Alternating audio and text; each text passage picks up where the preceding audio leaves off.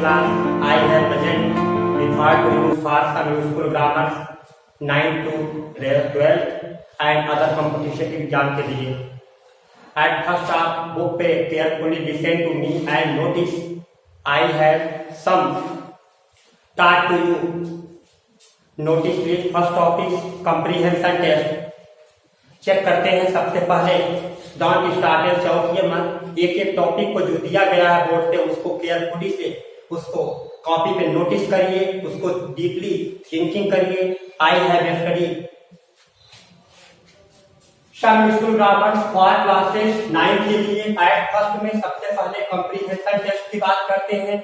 जितने भी पैसेज होते हैं क्लास 9 to 12 अदर जितनी भी क्लासेज होती है कॉम्पिटिटिव की, सब में ये टॉपिक जो मैंने बताया कंप्रीहेंशन का ये गिवन किया जाता है. स्टार्टेड मत होइए, ये इतना आसान इतना इजी नहीं होता है. इसको अंडरस्टैंड होने के लिए डिक्शनरी माइंडेड होना पड़ता है. एक एक इसके जिस्ट को, जिस्ट मीन सारांश होता है, समरी को एक एक इसके मीनिंग को समझना पड़ता है. क्योंकि हम देखते हैं कि किसी भी टॉपिक को पढ़ने के लिए अब अगर आप एग्जाम में बैठ रहे हो और चाहे 9th क्लास का एग्जाम से या 10th हो 11th 12th जैसे किसी भी एग्जाम में आप बैठ रहे हो, इंग्लिश ग्लोबल इतना आसान नहीं होता है जब तक कि आपकी माइंड पूरी फुल नहीं होती है. डिक्शनरी माइंड से आप कुछ सिनोनिम्स, एंटोनिम्स, इडियम्स, अन्य प्रकार के अदर वर्ड सब्स्टिट्यूशन और डिफरेंटली वर्ड का आपको पूरी तरीके से नॉलेज न हो. एक साथ सारी बातों को यहाँ पे अंडरस्टैंड कराना इतना इजी नहीं है. सबसे पहले हम कंप्रीहेंशन टेस्ट की बात करते हैं. Word comprehension, comprehend which meaning to understand. Comprehension mean होता है झिझकना या किसी बात को थोड़ा सा प्रॉब्लम में लेना, जिसको साफ शब्दों में कहते हैं अंडरस्टैंडिंग में समझना.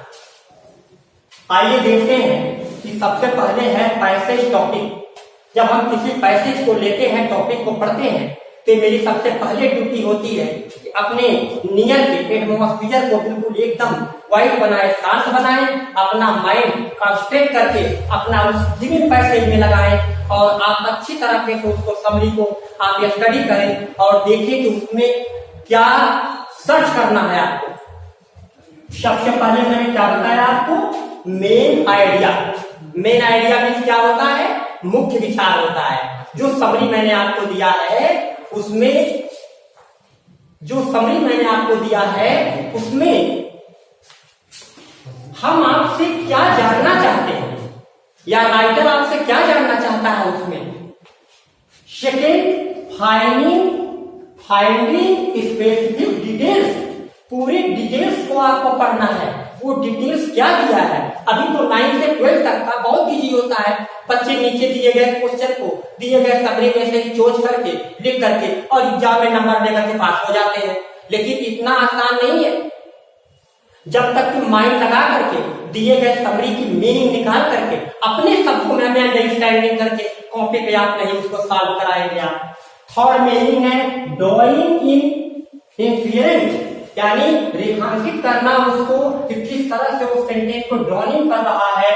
और चौथा है एटीट्यूड. एटीट्यूड से आप अच्छी तरह से फेमिलियर होंगे. आज सभी को भी आता है एटीट्यूड में क्या होता है. उससे कॉमन लैंग्वेज लोग एटीट्यूड में लेते हैं कि गर्व की भावना है, एटीट्यूड बहुत ज्यादा है. लेकिन हम यहाँ पे उस एटीट्यूड की बात नहीं कर रहे हैं. यहाँ पर गिवन पैसेज जो मैंने आपको दिया है इस एटीट्यूड में, यानी इसका विचार क्या कर रहा है. जो पैसेज मैंने दिया है उस पैसेज में एटीट्यूड क्या कर रहा है.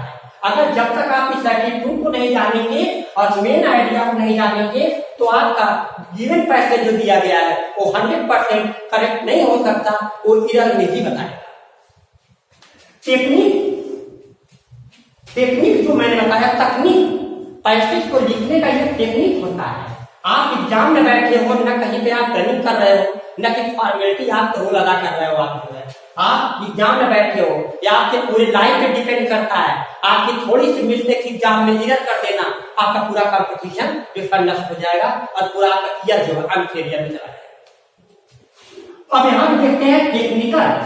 टेक्निकल में हमको ये टेक्निकाओं पे देखना है कैसे पैसेज में से निकाल करके कुछ राइटर की बातों को, कुछ अपनी बातों को किस तरीके से नीचे दिखाएंगे कि कॉपी चेक करते समय एग्जामिनर को हमारे लैंग्वेज को पूरा समझ में आ जाना चाहिए. घबराने की कोई बात नहीं है, एक दिन का पाठ नहीं है, इसके लिए पूरा ईयर होता है, पूरा टाइम होता है, पूरी आपको पैसेज करने का मैं टाइम देता हूँ, किस तरीके से हल होता है।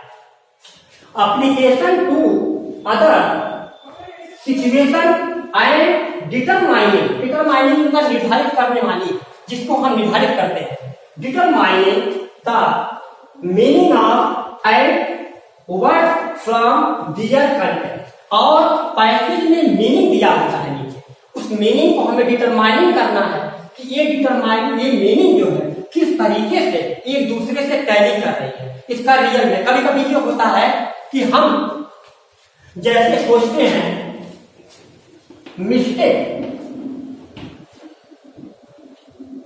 हमने लिख दिया मिस्टेक में गलती होता है, ये लिखते हैं ना मिस्टेक में गलती होती है, लेकिन गलती करने के कई अर्थ होते हैं, ठीक है।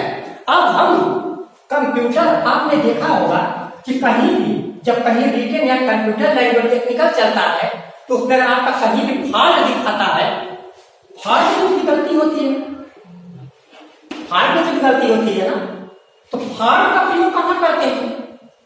फॉल्ट का हम टेक्निकल में करते हैं, कोई इलेक्ट्रिक खराब हो गया, कोई ऐसा प्रॉब्लम आ गया, अब कॉपी पर अगर बच्चे ने लिखा है कोई ऐसी गलती, तो हम वहां पे क्या लिखेंगे? फॉल्ट लिखेंगे? फॉल्ट नहीं लिखेंगे, वहां पर कॉमन में मिस्टेक लिख देते हैं, लेकिन सही मीनिंग क्या होता है? एरर होता है। क्या होता है? एरर होता है ना, लेकिन हम इस पे कम ध्यान देते हैं और हम बस क्या करते हैं, बोलते हैं मिस्टेक हो गया, मिस्टेक हो गया, बात समझ नहीं। लेकिन कंप्यूटर की बिना पढ़ता एरर है। आपने देखा होगा कि जब कंप्यूटर में आप कोई ऐसा लैंग्वेज डालते हैं तो वहां बार बार रेड से दिखाता है एरर, एरर, एरर, न कि वहां पे दिखाता फॉल्ट। फॉल्ट को हमें कॉमन में बोल देते हैं, तो यहाँ पर क्या खराब हो गया है, यहाँ तक एक फॉल्ट दिखाई दे रहा है आपको, ठीक है। तो ये टेक्निकल लैंग्वेज है कि नहीं है? अभी मान लो और आगे मीनिंग बता रहे हैं, बहुत से ऐसे मीनिंग पानी। सेंटेंस को पढ़ने के लिए सबसे पहले हम जिस्ट को देखते हैं। डोंट नर्वस, घबराइए नहीं, एक दिन का लैंग्वेज नहीं है, इसके लिए आपको डिक्शनरी माइंडेड बनना पड़ेगा। क्या बनना पड़ेगा? डिक्शनरी माइंडेड बनना पड़ेगा। अगर आप डिक्शनरी माइंड, जिसको हम शॉर्ट में डीएम बोलते हैं, डीएम का यहाँ पे डिस्ट्रिक्ट मजिस्ट्रेट से न ले लीजिएगा, ठीक है, काफी मीनिंग होती है। तो डिक्शनरी माइंडेड बनना पड़ेगा। आप डेली 10 वर्ड को देखो, 20 वर्ड को देखो, 5 देखो, 3 को देखो, जितना आपका माइंड कैपेसिटी में हो उतना आप इसको देखो, ऑलरेडी आपको याद रहेगा। उनमें से कुछ आपको भूलेगा, कुछ याद रहेगा, क्योंकि पूरी तरीके से आपकी मेमोरी फुल नहीं होती है। अगर मेमोरी आपकी फुल हो जाएगी तो इंसान क्या होता है, फिर माइंडेड हो जाता है या तो अनंत पागल हो जाता है। गॉड के लिए ऐसा विश है, कैसा ना करे किसी हमारे स्टूडेंट के साथ। जितना उसका माइंड डिक्शनरी माइंडेड होगा, जितना उसका माइंड फुल हो जाएगा, ठीक है। I am proud of my students, अपने विद्यार्थियों को जवाब ना होगा, ठीक है, एज ए टीचर। अब आगे हम टॉपिक में देखते हैं कि हमने आपको बताया कि आपको वोकैब्युलरी देखना चाहिए।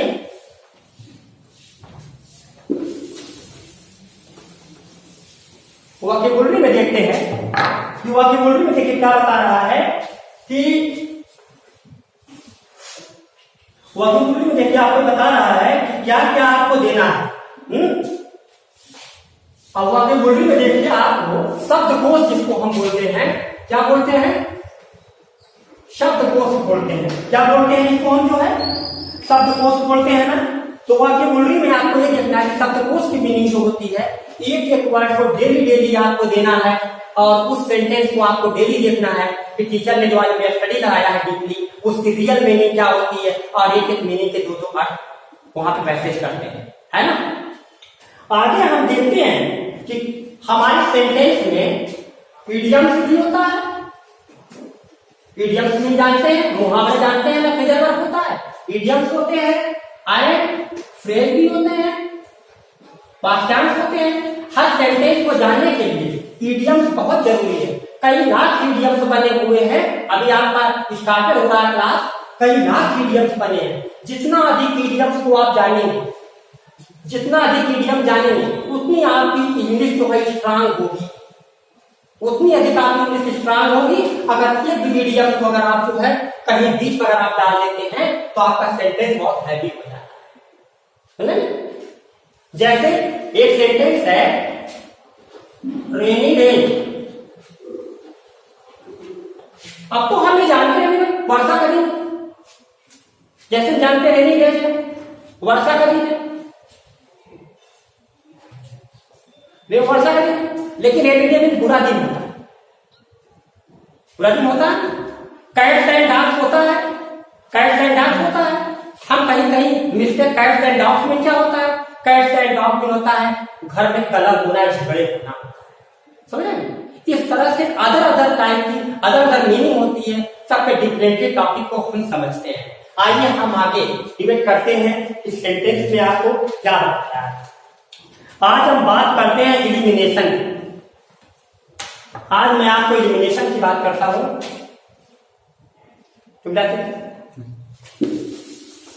आज हम इलिमिनेशन की बात करते हैं।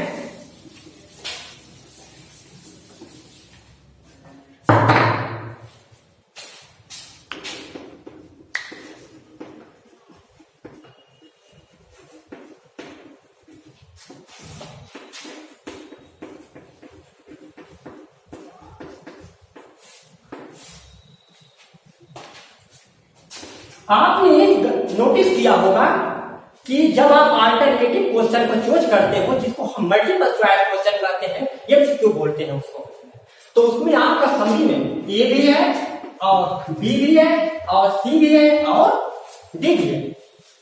नोटिस करें आप कि आपको आंसर ए नहीं समझ में आ रहा, आपको आंसर बी नहीं समझ में आ रहा, आपको आंसर सी में भी कंफ्यूजन लग रहा है और आपको डी में भी कंफ्यूजन लग रहा है। अब आपका आंसर जाएगा कहां? अब आपका आंसर कहां जाएगा? न ये नहीं समझ में आ रहा, न बी आ रहा, न सी और डी आ रहा। और उसके आगे ये विकल्प और क्या होता है बेटा? ई होता है। ई मीन इनमें से नन ऑफ दी, इनमें से कोई नहीं। ध्यान दीजिएगा, A B C D E, यदि आपका आंसर ए है, ए पे नोटिस करें, बी है, बी पे नोटिस करें, सी है, सी पे नोटिस करें, डी है, डी पे। अगर इनमें से एक भी समझ में नहीं आ रहा है तो आपका आंसर क्या होगा? ई होगा ना। और बड़े इजली एग्जाम में बड़े आसानी तरीके से आप एडवांस क्या करते हो कि तुम जो है सी पे निशान लगा देते। नेक्स्ट स्टूडेंट जो होता है बगल का, वो आपका डी पे लगाया है तो आप डी पे लगा देते हो, ठीक है। अगर कोई ई पे लगा दिया तो आप ई पे लगा देते हो। लेकिन आपने ये नहीं समझा कि अपने माइंड का यूज करिए, अदर के कॉपी पे नोटिस मत कीजिए। अदरवाइज पूरी लाइफ का जितना भी आपने सक्सेस किया है, जितना भी आपने लाइफ में हार्ड वर्क किया है, फॉर ए मोमेंट, एक मिनट में आपके पूरे लाइफ का सारा टैलेंट सब क्या हो जाएगा? खत्म हो जाएगा। इसको हम क्या बोलते हैं? इलिमिनेशन, निष्कासन। तो आपको अगर ए भी ना आए, ए भी ना आए और सी और डी में भी आपको आंसर न मिले तो आप ई पे लगा करके निकल जाइए, ठीक है। मान लो अगर आपको ऐसा लगता है तो पहले ए को च्वाइस कर लो, नहीं मिल रहा कहीं, फिर बी को चेक करो, शायद मिल जाए, नहीं मिल रहा। अगर आपको सी नहीं मिला, डी नहीं मिला, तो अभी लास्ट में समझो अपने टाइम को वेस्ट मत करो और ई पर लगा करके निकल जाए। अगर वो भी अगर आपको ना आता हो तो उस क्वेश्चन आप छोड़ दीजिए कुछ देर के लिए, लास्ट समय में एक बार रिवाइज कर लीजिएगा। अगर मिलता है तो आप इसका शब्द आप याद कर, इलिमिनेशन होता है। आगे चलते हैं।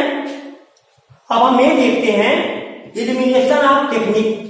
इलिमिनेशन ऑफ टेक्निक मैंने भी आपको बताया, इलिमिनेशन का चॉइस कैसे करते हैं। जब कोई स्टूडेंट लास्ट में बिल्कुल एकदम डिफिकल्ट हार जाता है, एकदम जो है हारने के बाद को बिल्कुल समझ उसको नहीं आता है, तो ऐसे कंडीशन में क्या करता है? बोलता नहीं समझ में आया तो हमने ई का आंसर दे दिया। लकी होता है तो शायद ई का आंसर आ गया, और नहीं लकी हुआ तो उसका एक नंबर तो चला गया उसका। आइए देखते हैं। अब हम यहाँ पे बात करते हैं कि वन वर्ड सब्स्टिट्यूशन की। जैसे इस मीनिंग को आप देखो, यहां भी आपको समझ में भी आपको आ जाएगा कि हम आपको क्या बताना चाह रहे हैं, आपको जो है, ठीक है।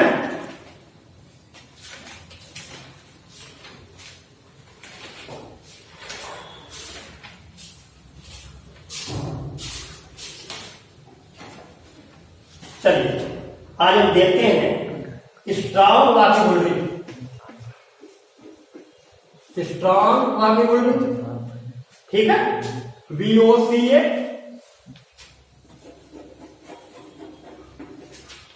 स्ट्रॉन्ग रॉक की बिल्डिंग में क्या होता है? सबसे को उसका मजबूत होना, आपको मजबूत होना है। ठीक है, कैसे आप मजबूत करेंगे आप? जैसे हम देखते हैं कि डिजाइन, ध्यान से देखना बेटा, डिजाइन मीन्स बेटा क्या होता है? किसी भी पद को त्यागना, किसी भी पद को त्यागना। ओके, सेकंड होता है गिव अप। इतनी से मेरी बात आपको समझ में आ जाएगी। गिव अप मन होता है किसी सिद्धांत को त्यागना, किसी सिद्धांत को त्यागना। फोर्थ में तुम्हारा एब्डिकेट है, एब्डिकेट है। एब्डिकेट में किसी बड़े पद को त्यागना।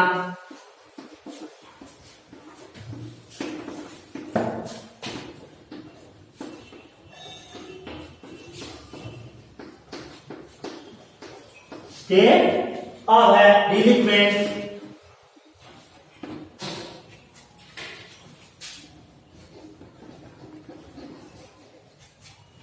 आरोप के आधार पर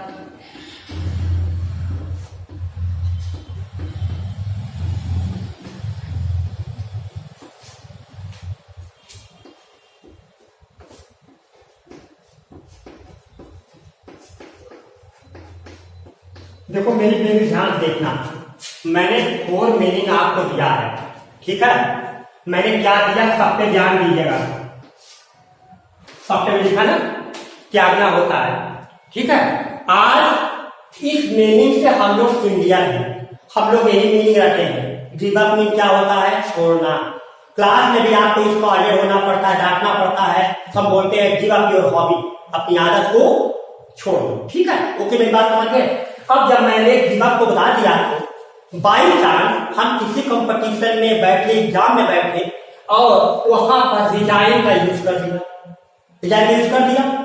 अब हमें नहीं समझ में आ रहा है कि डिजाइन का मीन तो हमने क्या कर दिया? त्याग कर दिया। लेकिन हमने सेंटेंस वे नहीं लिखा, किस बेस पे लिखा हुआ था त्याग दिया हमने तो ध्यान दिया नहीं। हमने सीधे लिख दिया कि छोड़ दिया। लेकिन सबकी मीनिंग देखो, किसी भी पद को त्यागना। जब हम किसी भी पद पे होते हैं, कोर्स पे होते हैं, कोई ऐसी प्रॉब्लम मेरे साथ आती है तो हम क्या करते हैं? यानी करते हैं। कोई भी एप्लीकेशन फॉर्म अपलोड होता है, मेरे सामने आता है, या कोई भी मैनेजमेंट या कोई भी कंपनी अगर हमें निकालना चाह रहा है अपने डिपार्टमेंट से, तो हमें गिव अप नहीं करेगा, हमें क्या करेगा? लेकिन माइंड में रखिए, हमारे दिमाग में गिव अप चल रहा, मैंने गिव अप लगा दिया, तो हम तो इसको एक्सेप्ट कर लेंगे। लेकिन बाद में समझेंगे लिखने वाला बहुत कम इंग्लिश का जानकार रहा होगा, जिसने बड़ी छोटी मीनिंग का प्रयोग कर दिया। ठीक है, तो इसलिए एप्लीकेशन में किसका प्रयोग होता है? रिजाइन का होता है। ये तो आप जान ही गए। अच्छा, आर्टिकुलेट भी होता है, किसी बड़े पद को त्यागना। आपने देखा है कि जब बड़े मिनिस्टर होते हैं, बड़े अधिकारी होते हैं, कोई ऐसा रीजन आता है बाई ऑनेस्टी, तो क्या करते हैं? इसको छोड़ देते हैं। ठीक है, इसलिए छोड़ देते हैं सारे ऑनर अपने सम्मान के लिए, है ना। अगर वो भ्रष्ट होता है तो इसको छोड़ना नहीं चाहता है, अगर वो भ्रष्ट नहीं है तो इसको छोड़ देता है। लास्ट में रिलीक्वेंस, आरोप के आधार। आरोप आप जानते हो, आपके ऊपर किसी प्रकार का पेनाल्टी लग सकता है। ठीक है, आपको आगे बताएंगे पेनाल्टी में भी डिफरेंस है कि पेनाल्टी का यूज कहाँ होता है ना। पेनाल्टी का यूज कहाँ होता है आगे बताएंगे, लिखन वर्ड में चल रहा है। यहाँ पे है आरोप के आधार पे पद को त्यागना। आपके ऊपर कोई ऐसा रीजन लगा दिया गया और आपने उस पद का रिजाइन दिया, तो मेरी आप इतनी बात समझ गए होंगे। जब मैंने अगर आपको एक वर्ड बताया तो ऐसे ही अपने आप डिक्शनरी से ऐसा ही आप एक वर्ड ले लो और उस वर्ड को चेक करो, उसके कितने कितने मीनिंग होते हैं। अब घबराओ नहीं, उसको एक पॉइंट पेज पे कॉपी पर रख के लिख लो और उसको सुबह से शाम तक 2 बार रिवाइज करो। रात में बिफोर सोने से पहले देखोगे आपको वह वर्ड क्या हो गया, याद हो गया। लेकिन आप उसको इग्नोर कर जाओगे कि बड़ा हार्ड है, कौन याद करेगा, तो आगे चल करके आपकी प्रॉब्लम तो ऐसी कैसी बनी रहेगी। अब आपके अंदर जो लैक रहेगा, शॉर्टकमिंग्स रहेगी स्टडी की, वो हमेशा एग्जाम को हर ईयर आप पास करते जाओगे, लेकिन आपकी कमी कभी दूर। एग्जाम्पल होता है ना, बहुत बड़ी बड़ी डिजीज होती है, बीमारियां होती हैं और वो बीमारी हम लोग क्या करते हैं, छोटी मोटी दवा खा करके अपने आप को बचाए रखे चलते हैं, लेकिन बॉडी से पूरी तरीके से उस बीमारी को हम उसको रिमूव नहीं कर सकते, उसको हेल्दी नहीं कर सकते ना। अब बाद में जब वह बहुत बड़ी प्रॉब्लम हो जाती है तब हम किसी बड़े डॉक्टर के पास रनिंग करते हैं और अंत में उसका रिजल्ट बेकार आता है। तो इस तरह के अब बचिए इससे। Next topic on Monday, mistake के लिए सॉरी, ठीक है। और आगे आप रिवाइज करके कॉपी पेज को आप जरूर नोट करेंगे, क्योंकि सेंटेंस डिफिकल्ट होते हैं, ये एक सेंटेंस लेके जाएंगे तो आपको बच जाता है। Thank you.